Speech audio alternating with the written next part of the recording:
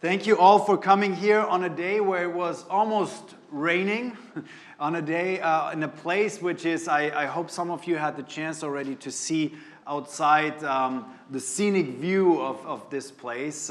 It's wonderful, but it's not so easy to find. We're aware of that. And we know of some people who will still be arriving or still on their way to come up here. But thank you so much for being with us to this new edition of Roman Nights. It's a series of events that we started here from the Vatican Bureau with the idea of also bringing together people from different walks of life, from the Vatican, from the diplomatic corps, from academia, from the business side, from this side of the Tiber and the other side of the Tiber, and all those people who are passing through this international city. We thought it would be interesting to bring people together and to ask experts and people who really have something to say to certain topics to share their stories with us here, but also with our audiences around the world.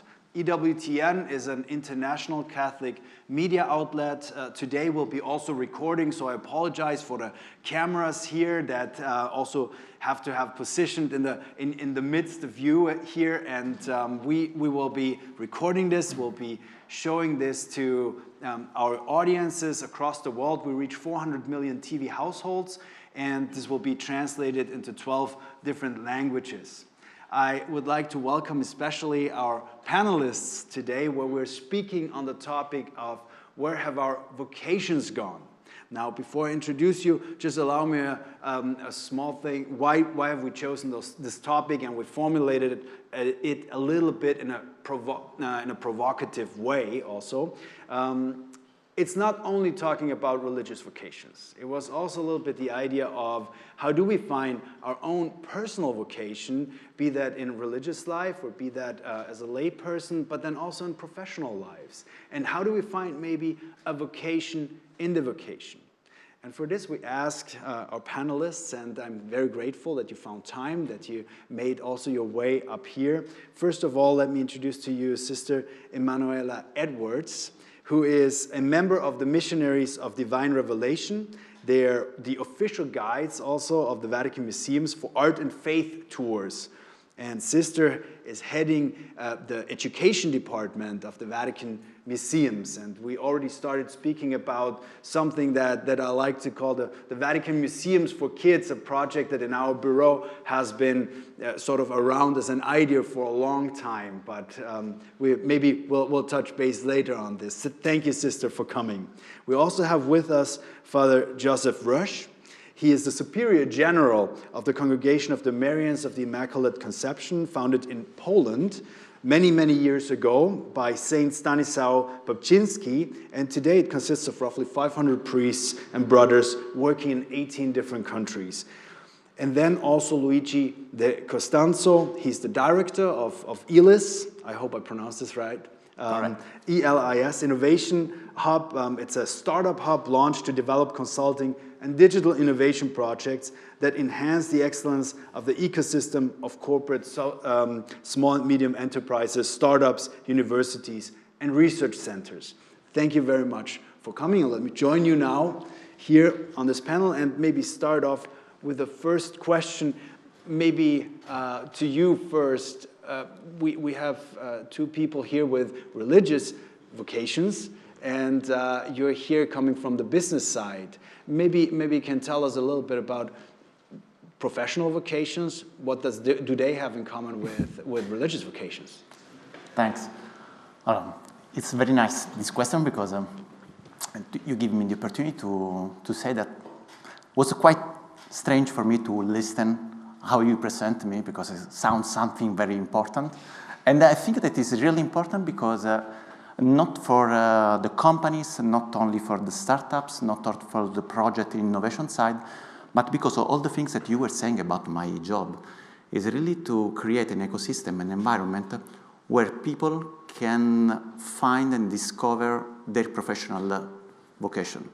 So when I was asked to join, I was really happy because as it was for me more than 20 years ago to understand what I wanted to dedicate my professional life for.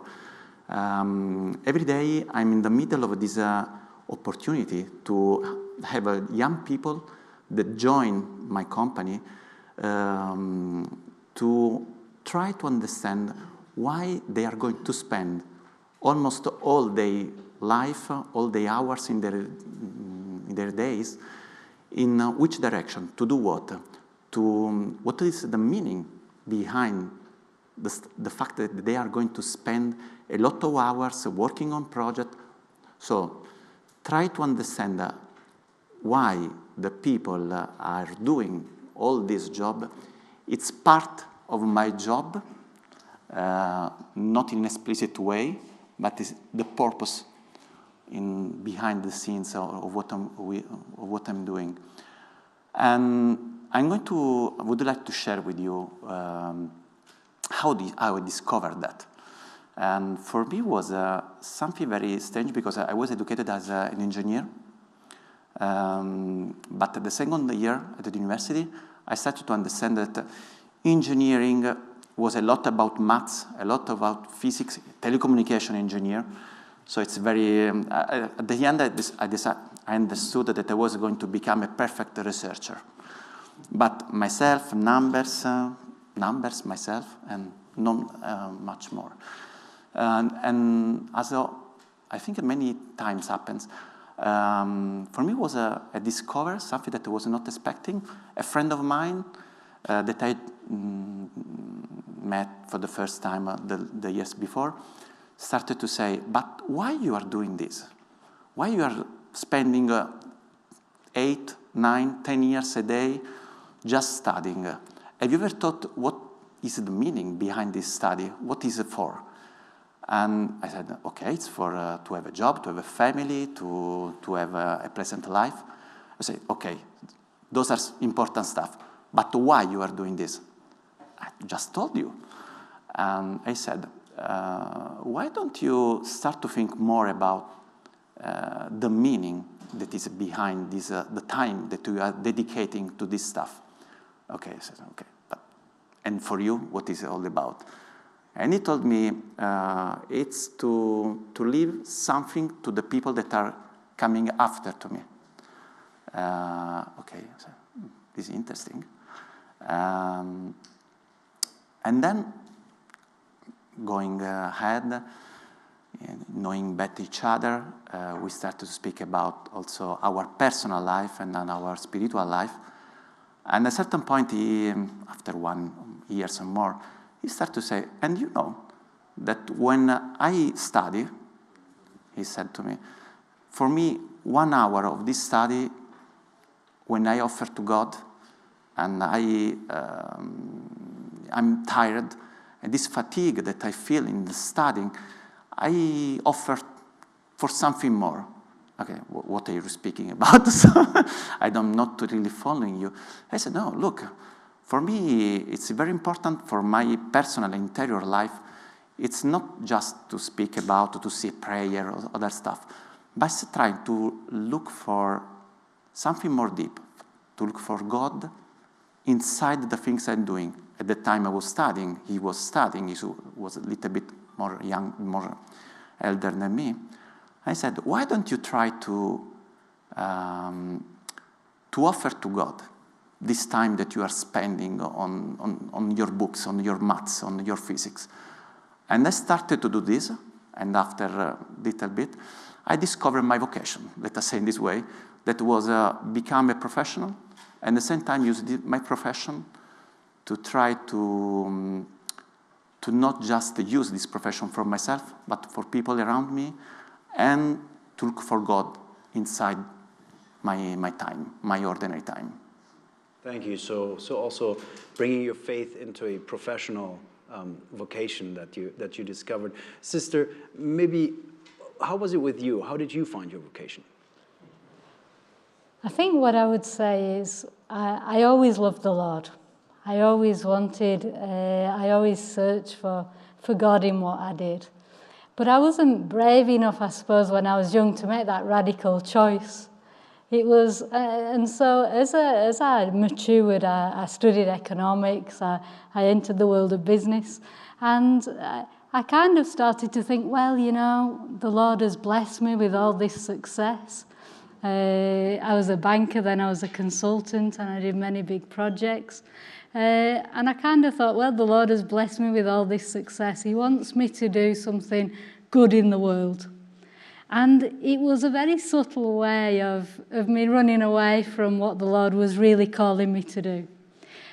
But when I went away on business, I always had in the hotel room with me, I always had a religious book and a business book. So it was something that I integrated into my life. But then at a certain point, I started to feel that the Lord had something for me to do. And it wasn't what I was doing every day, although I enjoyed it immensely and I did it with great energy. I encountered, in fact, very often were known as the Green Nuns. Were actually the Missionaries of Divine Revelation, founded from this story of the Virgin of Revelation who appeared at Tre Fontane in Rome. And it was the meeting with this story that really changed my life. Because my friend invited me to get involved, and we formed a prayer group, and every Monday night, no matter what my professional responsibilities were, I would participate and lead this group dedicated to Our Lady. As time went on, I began to sense that, you know, there was a fire that burned inside me when I would attend the prayer group, which I didn't feel in my professional life. And then suddenly, after a number of years, this matured over the years, and it was a pilgrimage to Rome, or a holiday really to Rome with a friend. And I was kind of asking the Lord at that time, what do you really want of my life? I was about to be appointed to the main board of the company. I had all the worldly successes. But I visited the grotto at Tre Fontane, and there I asked Our Lady, you know, what does she really want of my life? And I got the answer. And it was such a shock. I went white, and I thought, gosh, it's as if that moment, everybody says, you know the moment when there's that clarity, God's plan is manifested. And for me, that happened, and my life was never the same. Of course, I tried to run away, but after a year of praying, finally the Mother Superior, Mother Rebecca, visited England, and she had this fantastic story. She was a mezzo-soprano in the TV choir for the RAI. And so I said, but how do you know your vocation? And so she kind of understood that something had happened in my life. And she said, you have to discover the project to which God has called you to do. And so this idea that, you know, is so true, but we don't say it enough, that God has a project for each and every one of us. And, you know, he has a project for the religious life. He has a project for the married life, for the family life. But the Lord has something that he wants each and every one of us to do. And it's really when we start to do that we start to become who we're called to be. St. Catherine of Siena has that wonderful phrase, you know, you'd set the world on fire if we do what God calls us to be. And that comes about when we do the project that the Lord has for us. And so it was with that kind of passion, really, that I did a really crazy thing. I moved to Italy without speaking a word of Italian. I left everything. And I've been here now for 14 years. And so it's been what can I say? I tell everybody, it wasn't that I was unhappy before, no, but in becoming a sister, I've become who the Lord has called me to be. And that gives me a joy and a passion that I cannot really explain, but when the Lord calls me to do all these wonderful things I could never, ever have imagined. It's an adventure with the Lord, what can I say? Thank you. Thank you very much for sharing, and thank you for now being not only in Italy, but also here with us. And Father, maybe I can also ask you this personal question, how it came that you're here now, that you're also head of a very big congregation community. And how do you find also vocations? How are they being accepted in your community? And maybe also what the challenges are. Yeah. I became a religious priest in the United States. I grew up in New York City. And I thought about the diocesan priesthood or the religious priesthood. I wasn't sure which way to go. I thought maybe the diocesan priesthood could be a lonely life. I had grown up in a large family with 5 children, and so I thought maybe the religious priesthood would be more for me, because in the religious life you pray together, you recreate together, you eat together, you do things together as a family. And so that's what I felt called to. So I felt called to my congregation, which was the Marian Fathers of the Immaculate Conception. We were founded in Poland 350 years ago. And then I thought I'd be living in the United States and working in the United States all my life, because it's a rather small community. And I thought I first started working in a parish, and then I worked at the Shrine of the Divine Mercy, which we have. I started doing formation work, working with the young men. And then in 1999, I was elected to come to Rome as a delegate to the General Chapter. And it was a 2-week meeting, and one of the priests who was sitting near me, he was from Africa, he was a missionary in Africa, he was a Polish priest, he said, maybe you'll get elected to stay here. And that was a shock. I didn't think that would ever happen. And it didn't happen that year. But then I came again in 2005 to that General Chapter meeting, and this time I was elected, and I did have to stay. And it was a kind of a shock for me, because I didn't expect it. I tried to talk my way out of it. I said, well, I don't speak Italian. They said, you'll learn, don't worry about it.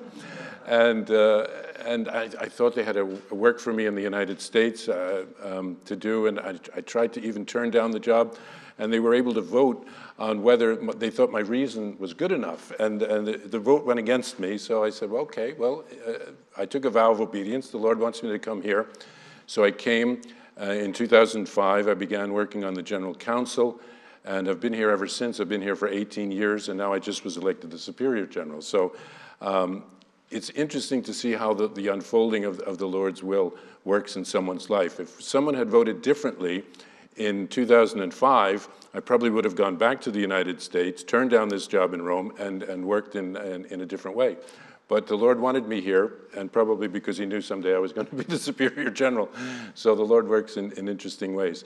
And the Lord is calling us. We just had that General Chapter meeting 2 weeks ago, and we used to be based more in Europe, in the United States, and South America.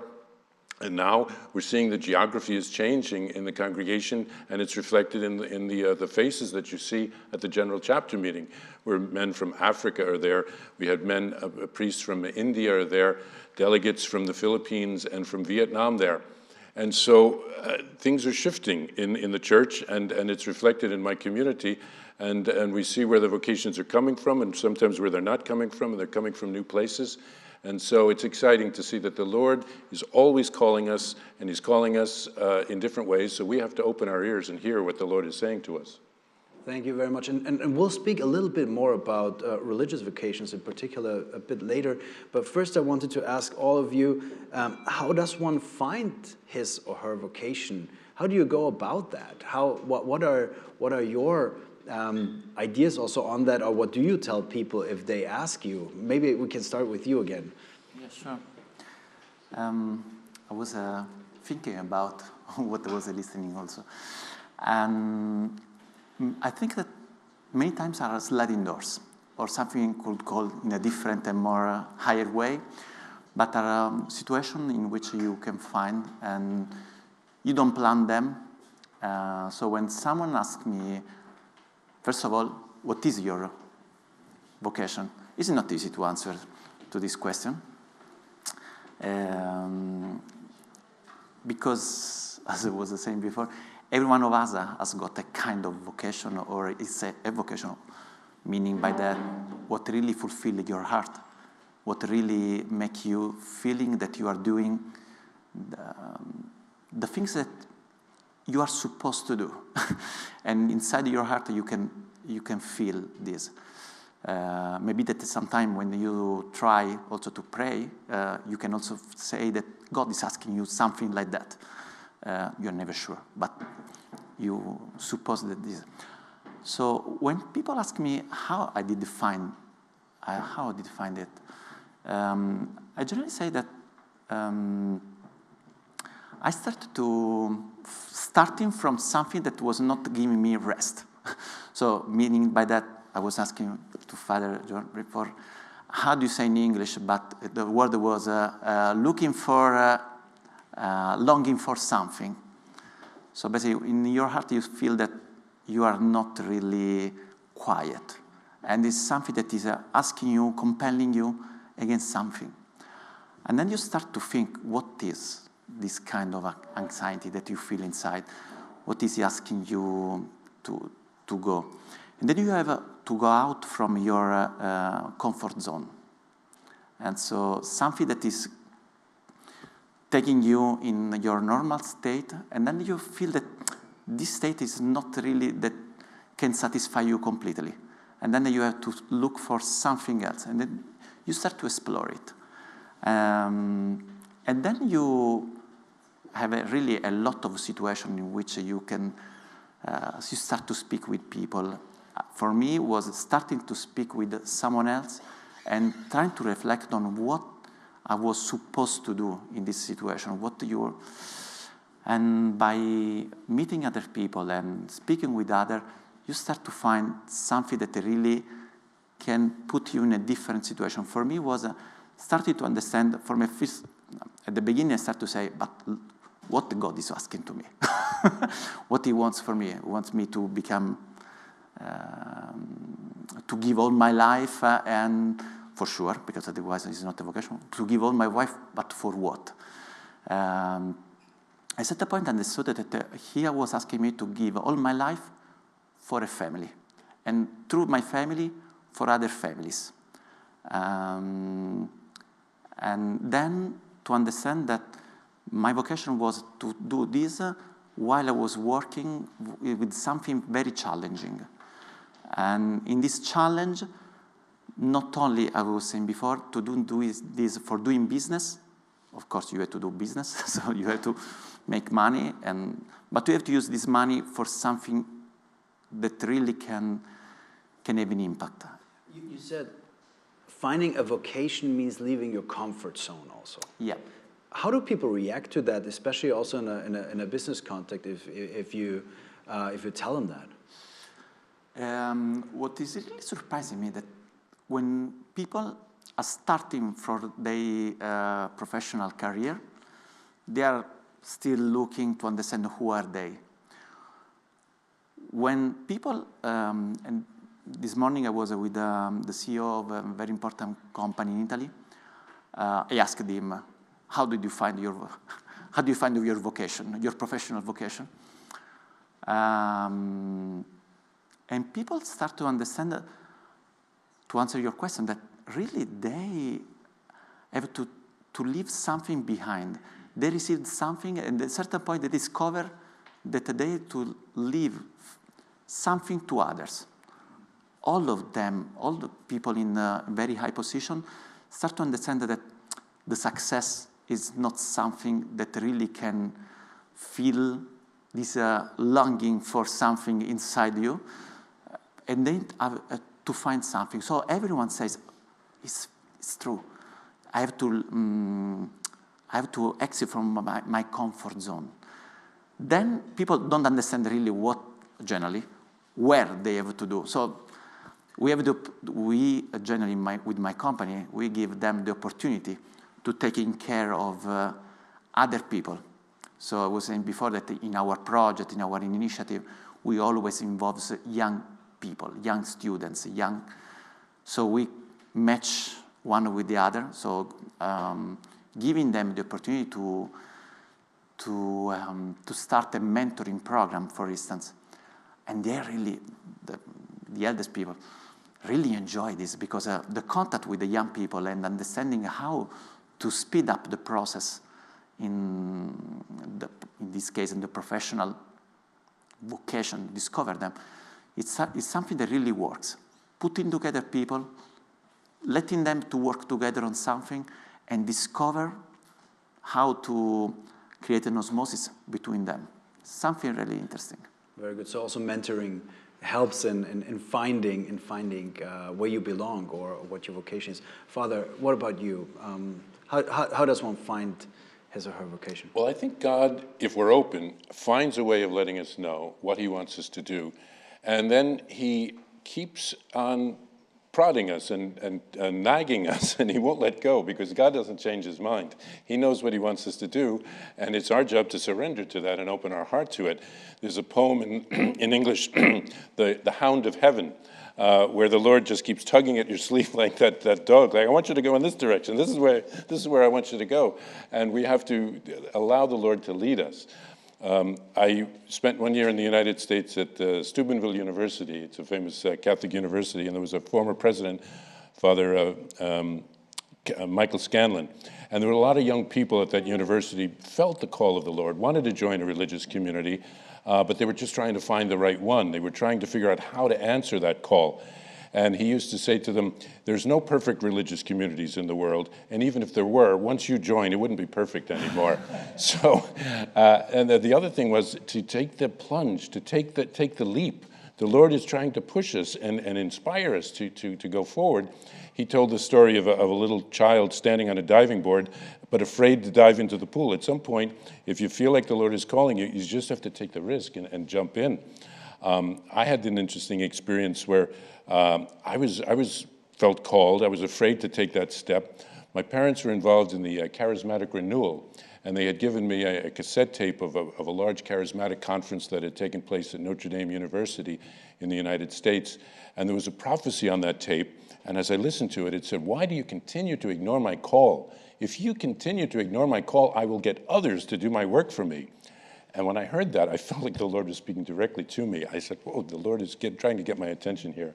And it was at that point that I said, I have to go forward with this. I have to take the step, take the plunge, even if it's a risk. And I had to kind of bargain with myself. I was working as an actor at the time, and I was sort of at a crossroads. Should I go in this direction or should I go in that direction? But I felt the Lord just wouldn't let go of he was trying to pull me along toward the priesthood, and so I finally surrendered. Wow. Isn't that also true of the business world, where you say there are no perfect companies or job environments? It's also important to try things out. That's what I tried to explain to our people at the Vatican Bureau of EWTN. It's not just the bureau chief that, it's also the environment, that there are no perfect environments, but it's something you need to really try out. Accept the weaknesses of all of us, and we're all trying to get to heaven. Sister. I think what I'd like to share with you is I received an email just the other day from a young woman who wanted some assistance in how to find out what the Lord was calling her to do. And our advice is always that, the Lord always blesses you when we go in search of his project, when we actually ask him, Lord, what do you want of my life? And so that is always in the context of the prayer and the sacraments, that, this call to the vocation, what do we really want to do, should be not so much what do we want to do, because our happiness actually comes from doing what God has called us to do. And so very often we see a vocation as a mystery. But it's not, if God keeps it as a mystery, it doesn't make sense, because we have to follow it. So it's a mystery that we can discover by becoming closer to God. And so the way to discover our vocation is to make a spiritual journey to become closer to God. But then the Lord always intervenes with the confirmations, the divine providence, those things, those sliding doors, which you may want to say in a different way. Those positive things. The Lord doesn't speak to us, Sister Emanuela, do this, Sister Emanuela, do that. He talks to us through the concrete events of our lives. And so it can be that we're praying, the Lord is leading us in a certain way, and then there's always a confirmation that comes from outside. It can be a conversation, a phone call, a holiday, anything. That the Lord uses all things. There's no one more creative than the Holy Spirit. And so we get these external confirmations that we come to a kind of understanding that, yes, this is what the Lord has called us to do. I have a question here. What about feelings? Because I often hear that people then say, well, you know, in professional life, as maybe also religious life, maybe even family, but people, well, I just don't feel like this is right anymore. That's a great question, because today we're all always drawn very much by our feelings, and our feelings are very, very important in one light. But you know, if you feel one day that you have a religious vocation and you wake up the next morning and you don't feel that you've got a religious vocation anymore, it's not really a good indicator. We can go hot and cold. And if we're driven on our feelings in any part of our life, we may as well just pick a roller coaster and get on it, because our life will be driven by our feelings. So what we have to do is we have to look for God's will in the tranquility, not conditioned by the moment. And this is the challenge for us today in a world that so many things focus on feelings. And so we have to have a look for the concrete signs. We have to be grounded in God so that we're able to discern what is a feeling and what is something that is much more stronger than that, which is a call from the Holy Spirit. And of course, not that feelings are outside. You know, we feel the passion for what we do, and that's a tangible feeling. But we've not to be driven. It's not to be our barometer for deciding vocation or no vocation. How do we feel? And I think sometimes we think, well, you know, maybe it should be easy. It's a challenge to follow the Lord. You know, very often when we look at the apostles, particularly here in Rome, look at the testimonies, it's a challenge to follow Christ. And so we shouldn't be surprised to feel afraid. I remember two of our sisters said to me, you know, at a certain point you just have to make the jump. You know, it's like jumping out of an aeroplane, yeah. But the great news is, you know, Our Lady has the parachute, so the landing isn't too hard. And so the Lord has these ways of letting us know, which comes into that complex way of what we think and what we feel, but also our story, our life story, because that often reveals to us that red line, those little points that we can join together and say, we can see when we look back on our life where the Lord was heading, where the Lord was leading us. May I add something? Sure. In a work environment, what is really happening when someone asks you, what am I supposed to do? What is the best choice that I can do for working? An answer that always comes is you have to follow your passion. That is something important from my point of view. For sure, you cannot do something that cannot really give you happiness and whatever. But also we were saying before, just passion is not enough. Because always comes to the moment when you have to make choices. And if you just follow your passion, there is as a wind that is blowing sometime, that sometimes doesn't blow, and what are you supposed to do? So generally is a good practice, of course, to discover where your passion are, what are your attitudes, what are your capabilities, but always to foster and let grow your rational side, and so use your passion, use your interest, but with your mind, and to discover how you can use these good resources in doing your job in a more efficient way, entering in a state.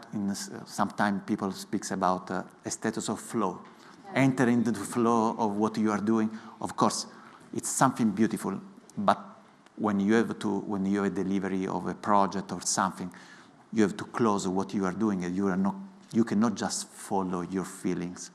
And it's something that I think really links with your spiritual vocation and your spiritual life. There is a moment of course, when you don't feel anything, and you know that instead your calling was there, what you are supposed to do, where you are supposed to arrive is always there. So you have to proceed on what you understood.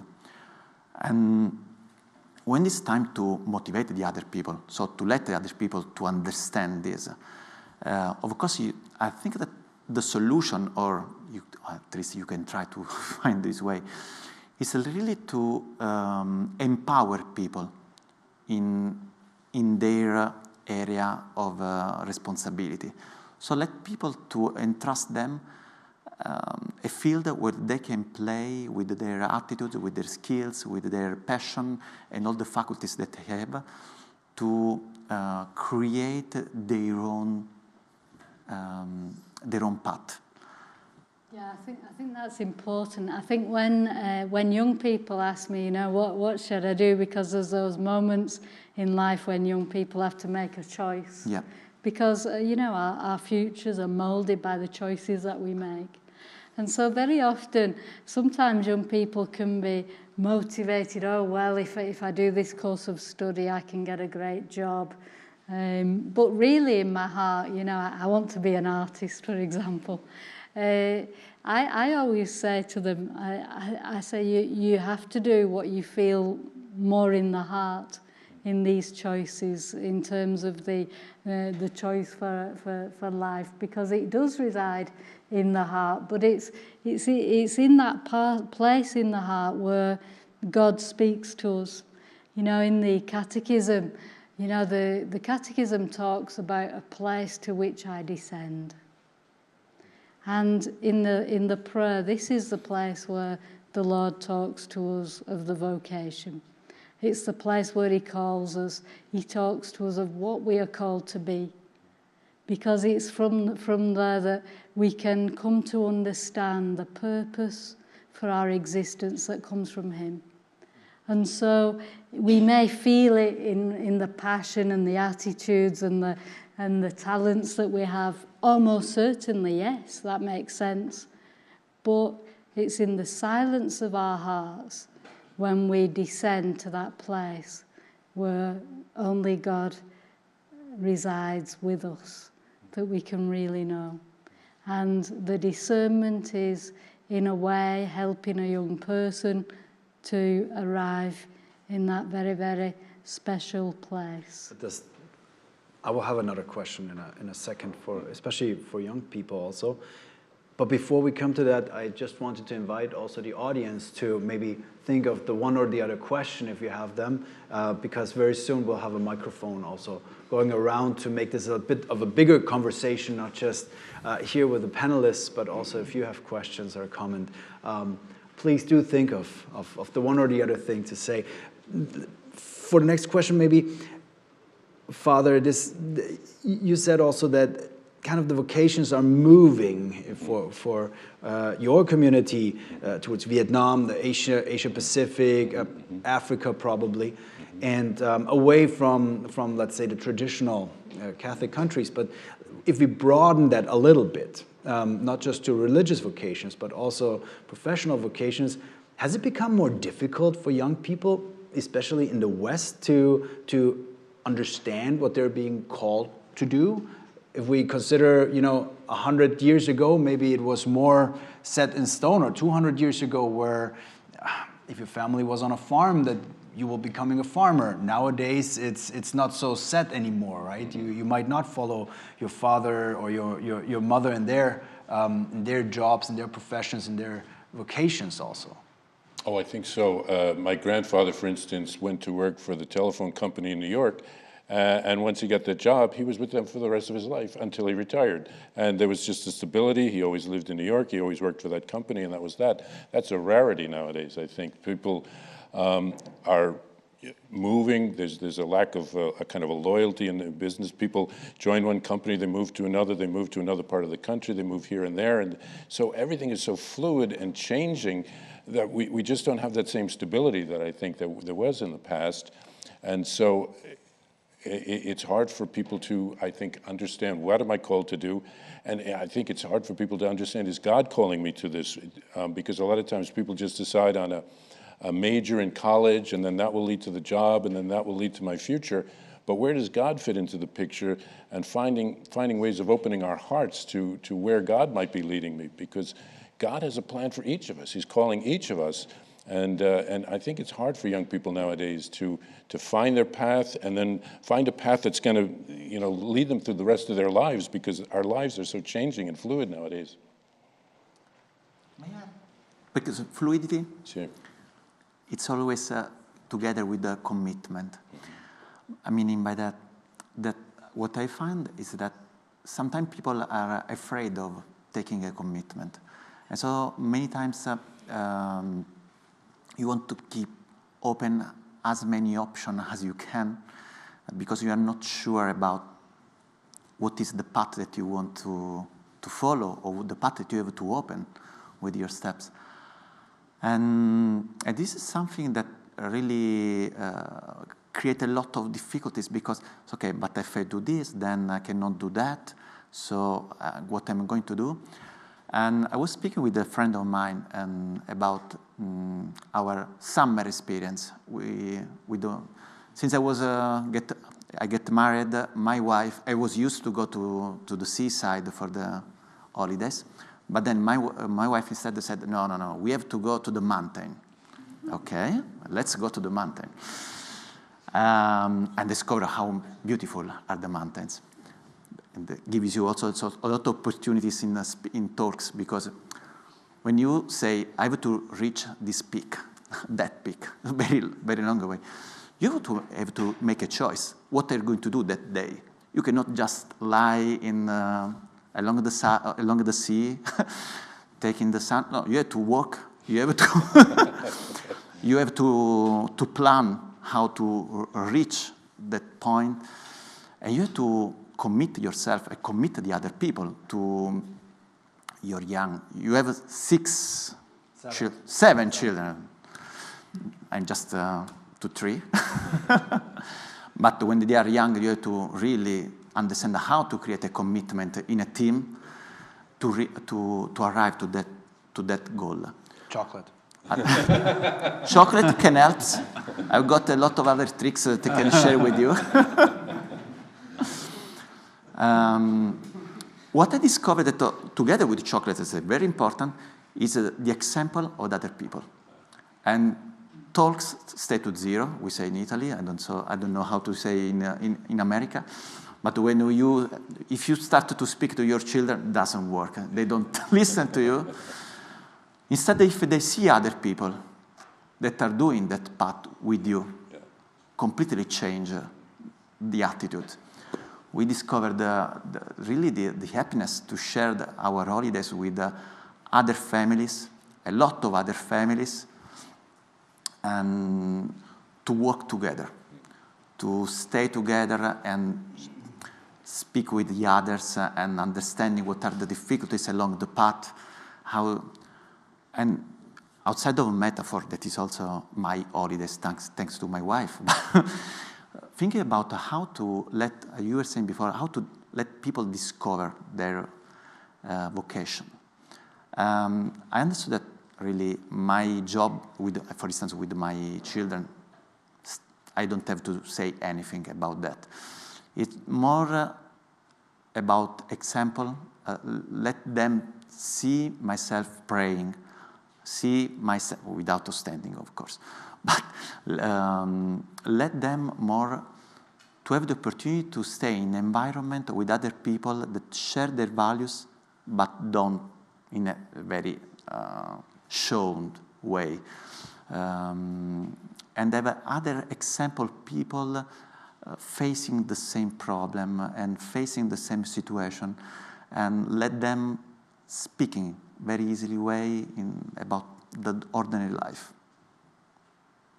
I think that's a great example of the journey to the religious life, the formation that you have to undergo, creates that community. And so when you've got other young people who are on a journey, it helps, because you find them saying, "Oh, when I started, it was like this, and it was difficult, and I did this, and I did that," and that gives them the encouragement to go on, and the ability to talk about the experiences in informal ways is very, very important. It's an important part of the formation, so the example is important. And then I think in order to show young people today that the call for the religious life is a joyful one, I think it's whenever the green nuns go out together, it's always a great experience, because at first they ask us, are we the ecological sisters? Said no, and then sometimes the priests say no, they're the sisters of ordinary time. Said no, we're the missionaries of divine revelation. And so it's often very exciting when young people see young people together who share the same spirituality, lived in a very powerful way, and to find ways where people can come and experiment that by seeing us at work. Chocolate and smiles. We don't use the chocolate so much, but certainly the smile is essential, yeah, because there's nothing more disturbing than someone who isn't happy. And so it's important that, sometimes people say Christ radiates, and St. Paul, for me to live is Christ, and so we're here. To be a spouse of the Lord is the best thing that anyone could ever be, and so you got to be joyful about it. That's true. Wonderful. This is across the street, One second, that's we have a right. microphone to go around, because that was the next thing. To include a little bit here our audience. Was there a question also, or the reference to the Trappists? Trappists across the street, there's the Trappists that make chocolate. So, and Tre Fontana, Yes, the yes. Trappist with the chocolate. Very well. We have a question back there. I was fearing that I would have to offer chocolate, but there are questions. Well, this is a beautiful topic. Thank you. Last week I was in a meeting about vocational work, and someone mentioned a spirit of sadness over the apparent lack of vocations in the church today. And another person said, well, it's not that God's not calling. He's definitely calling. So what is it that we as a Catholic community are or are not doing? And perhaps you can share what is the role of the family, of parents, of Catholic community in fostering awareness of one's vocation? Can I answer? I think that's a great question. The Lord is calling, and He continues to call. I had the advantage when I was growing up. My parents were secular Franciscans. My aunt was a Poor Clare nun. I had my mother's cousin was a priest in the Diocese of Brooklyn. She had a couple other uncles who were priests in Brooklyn. So I had some real examples. Also, even on my German side of the family, we had some Franciscan sisters and a Franciscan brother. So there was like a heritage there that I inherited. It was like I was being called to something in my family, but that's not as common nowadays. But I had the example of my parents, as I said, secular Franciscans, daily mass goers. I was an altar server growing up. So I think those kind of things opened my heart to the possibility of a vocation from an early age. And so the example of the faith that the parents can pass on, sometimes parents will cede it to the school or to the church to do the religious formation, but I think it really has to start at home. The family is that domestic church, and that's where the children need to begin to discover God from a very early age, and that's essential, because God is calling. Of course, families are smaller nowadays, so it's harder, and sometimes the parents don't want to let go of they want to have grandchildren, so it's harder for them to encourage vocations in smaller families. But we have a priest in the United States. He's an only child, and he's a priest. And his parents said it's a great honor that he wanted to become a priest. So God is calling, and we have to open our ears, and hopefully the parents will do their part to encourage it. Other? I think I agree that the Lord calls. There's no end to the Lord's generosity in fulfilling the needs of the church. I think in terms of families, obviously in an ideal world the vocation grows in the family, but not always. We have examples. We know young women who have started their vocational journey very young. In our community, we had a sister who entered when she was 16 and another one who entered when she was 18. And the first thing everyone said is, you're far too young to follow your vocation. And so sometimes we have to get the language right, that, it's not a case of put it off. It's a case of, if the Lord's calling you, you do a mature discernment, and then you have the courage to follow the Lord, knowing that the same Lord who brings us into the vocation, into the period of more formal discernment, will bring us out if it's not right. And so I think we have to grow in this idea that the vocation is about responding to the Lord's call. And so what we have to do in the church is help people listen to the call of the Lord.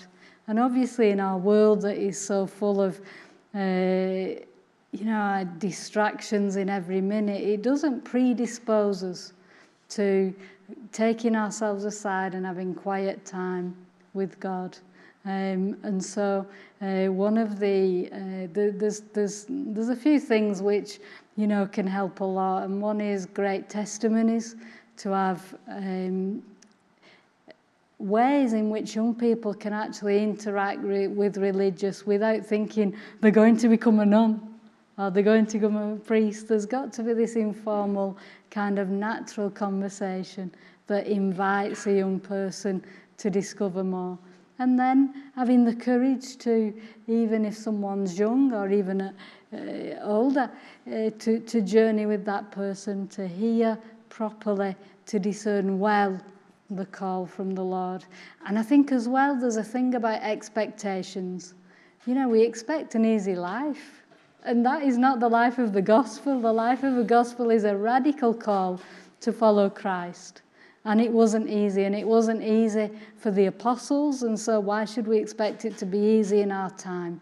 And so we have to be brave enough to go and bring Christ's message of good news to the people of our time today.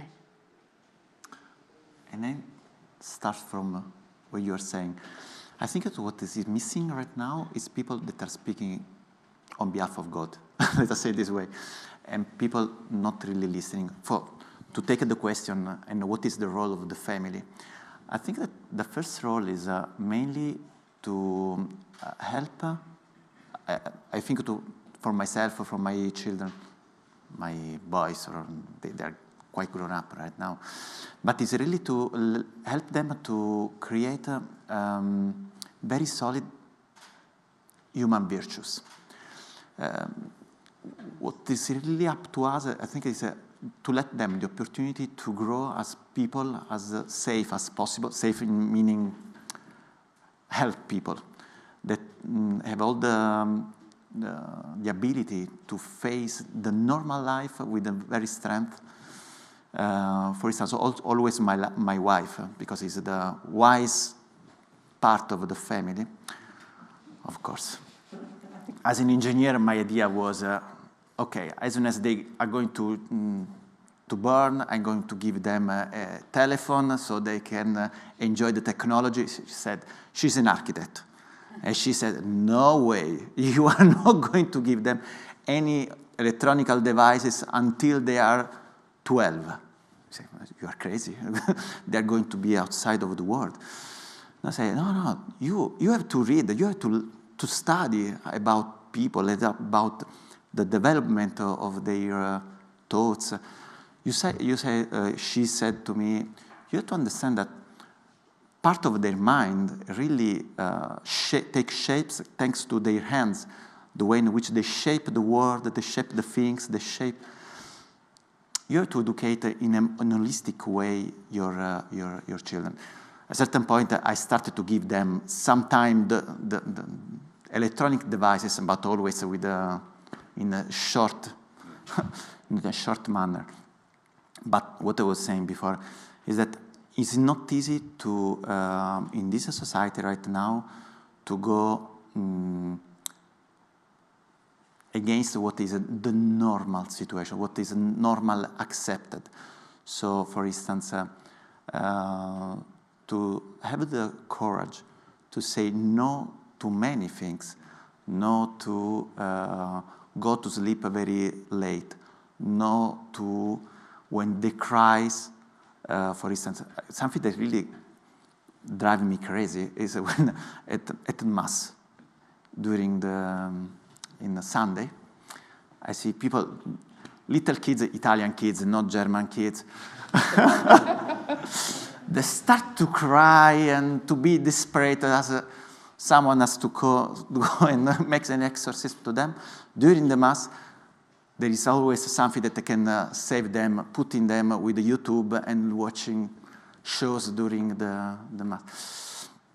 Instead, to have a shortcut, a wrong shortcut like this, to explain what is happening, to say, look, this is a very important moment, something very important, and then always also during your ordinary life, so not in the Mass, but maybe in the afternoon, after they studied, to spend time with them in order to let them discover how to use their time, how to face also the sadness of not having something special to do.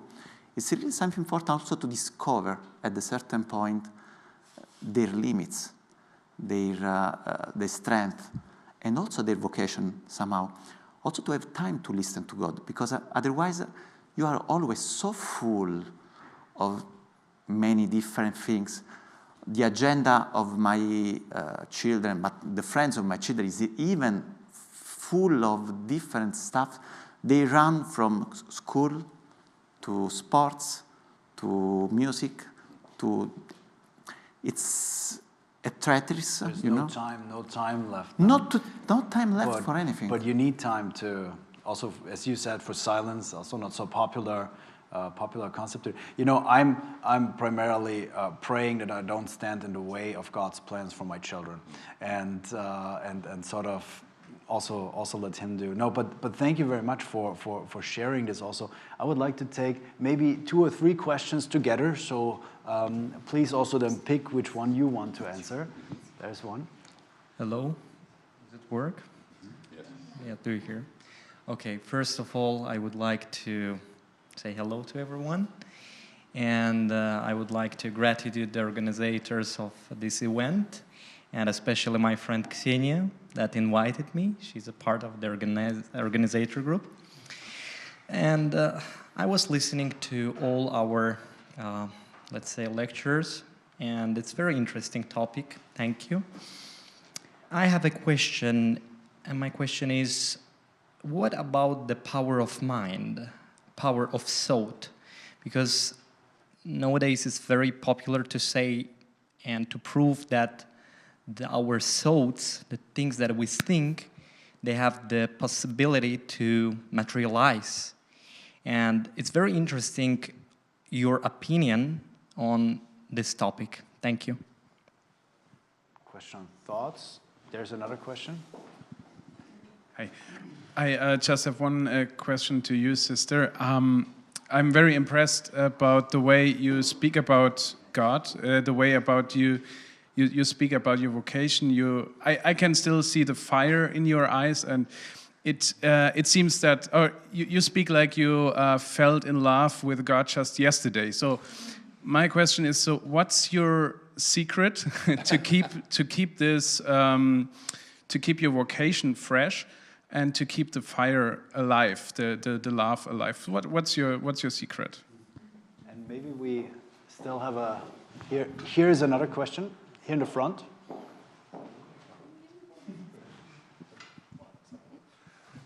So my question is for Father Joseph and Sister Emanuela. I loved your testimony, and you were speaking on how you were working in finance, and Father, you were saying that you were an actor. These are 2 domains that, from the popular imagination, seem very far away from religious life. And one of the things that struck me during your testimony was also the honesty in that we run away sometimes from what God's calling us. Can you speak on how, coming from finance or coming from the acting world, having that courage to say yes, and during that daily battle of sometimes wanting to run away or questioning that? Because I found that fascinating. Thank you.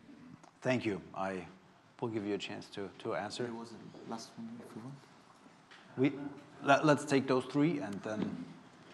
Well, I was working at the, when I was at that crossroads in my life, I was working at the tickets booth in Times Square in New York City, and but I felt called to the priesthood, so I was going to a Franciscan parish in Manhattan. I was going to confession regularly.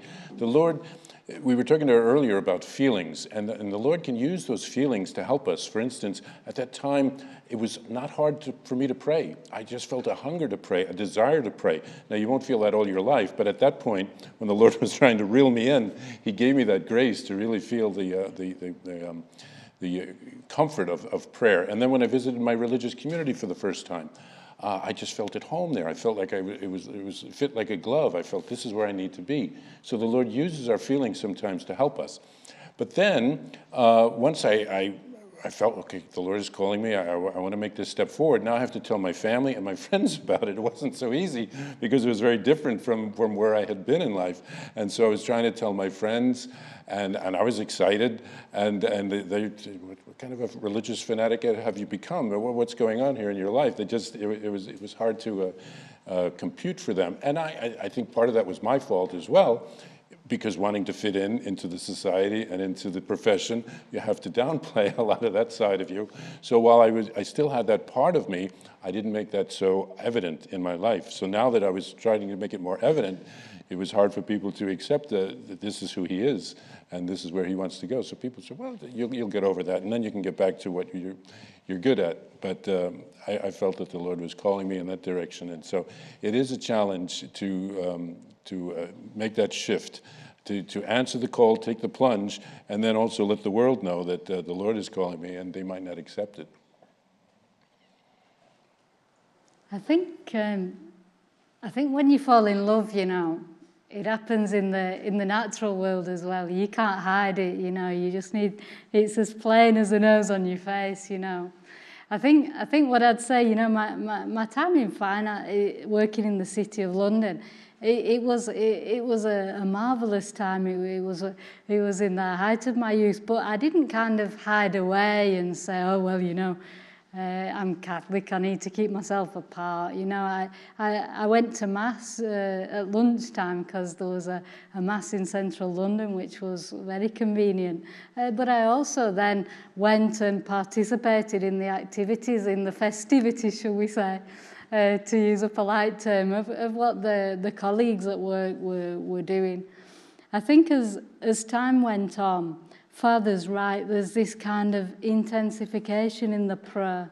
And all of a sudden, those things which always you always find enjoyment in, you tend to find the need to be more alone with the Lord.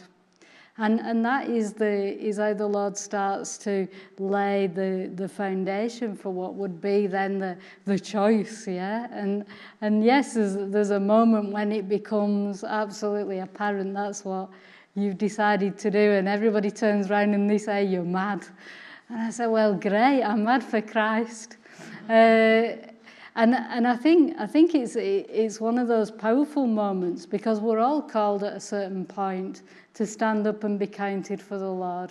And in this society, when we say we have a vocation, though it's almost so against the current of our time, it can be such a shock, so everybody says you're mad, and you have to feel okay that you're mad. You have to feel okay, because to be mad for Christ isn't so bad. And we have to testify to the way that, there was a question about if you think something, you can overcome it in your mind. Is it all just a mental construction? And indeed, sometimes we even say, I'm going to become a sister. No, you're not. This is a work of God. And so the first thing we need to get rid of is the idea that we've decided.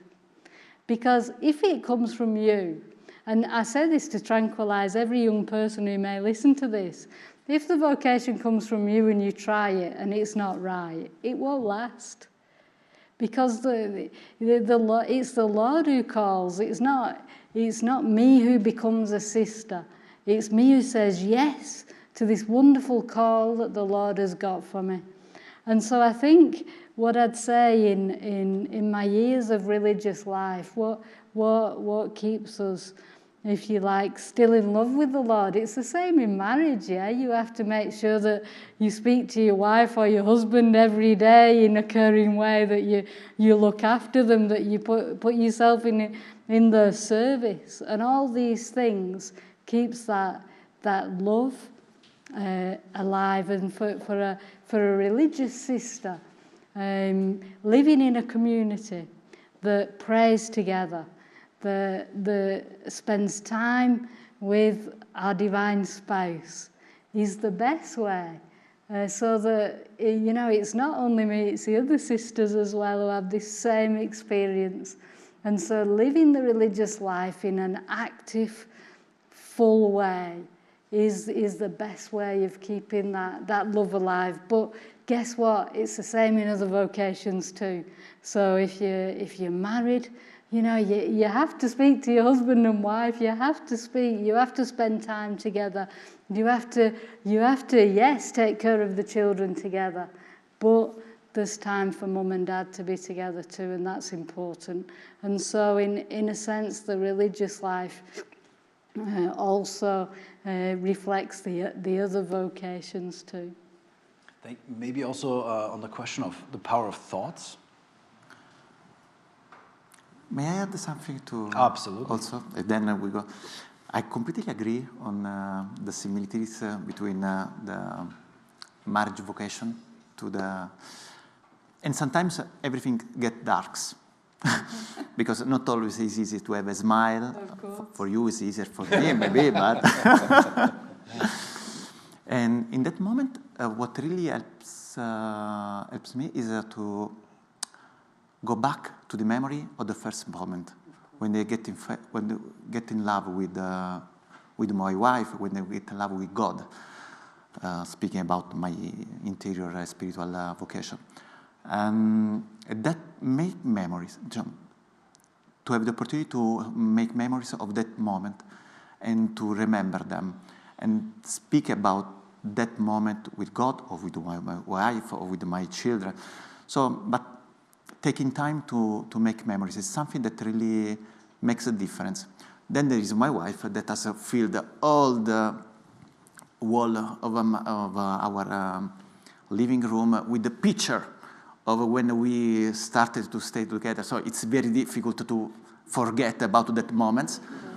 But also little human things helps in a more spiritual scenario.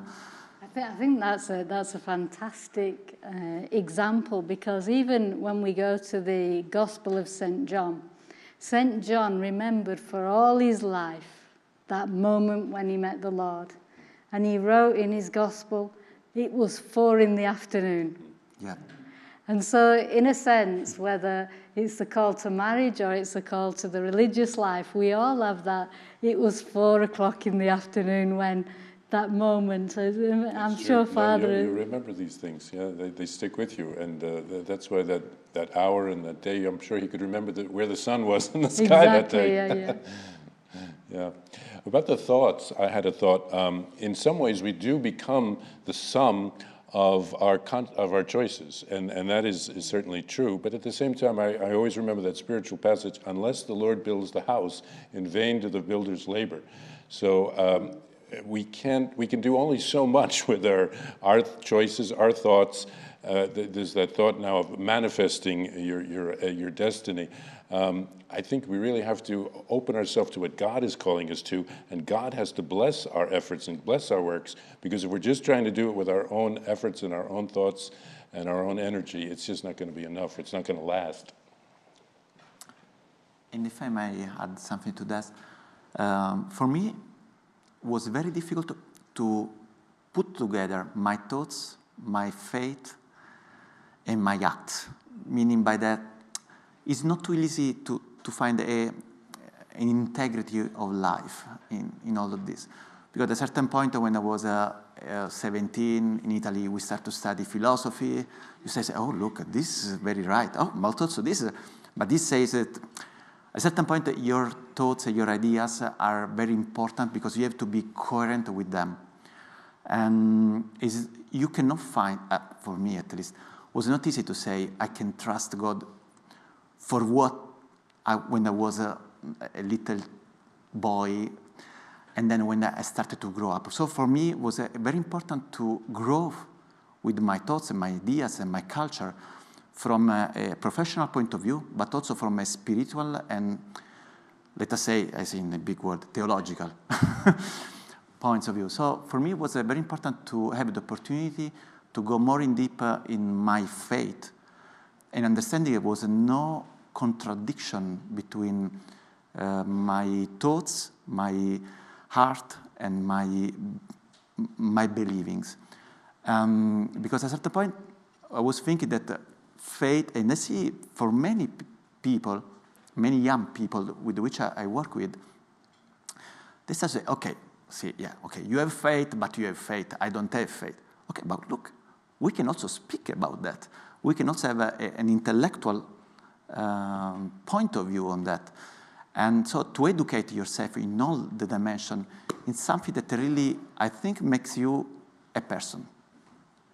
Thank you very much. What makes us also a person is thirst and hunger. We've prepared something, but before we come to that, and I know there are more questions here, so maybe afterwards we'll also have some time to continue this conversation, and I hope you all also have time to stay with us. I wanted to ask you maybe for a final remark, just a brief one, and afterwards we can continue the conversation with a small drinks receptions we prepared. Well, I was thinking this coming Sunday, the second reading talks about how we're all called to a life of holiness. And so the Lord is calling each of us, the Lord is calling, the Holy Spirit is calling. So what it takes is an openness, an opening our heart to a surrendering to God's will, as the Blessed Mother taught us, to say, yes, whatever the Lord wants, that's what I want to do. And I think that's where we'll find our calling and find our happiness in life. Please. To be yourself in the little things, I will say. So to find your vocation, your happiness in the things that are in the range of your hands, and put your heart inside that. I would say we have to have the courage to be who the Lord has called us to be, and that way we'll find the happiness that we can experience in this world, which is a reflection of the coming of the kingdom of God. And we have to remember it's good news. Thank you very much. Thank you also, all of you, for coming, for being with us. Maybe I can ask you to join me in a small round of applause also for our panelists.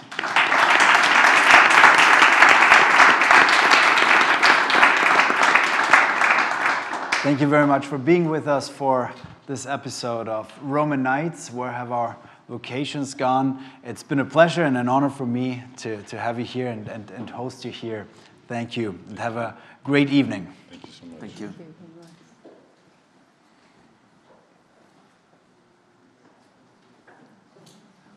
This is the awkward moment where we're waiting for the cameras to be turned off, which has happened now. Okay. And if you would join us, it's of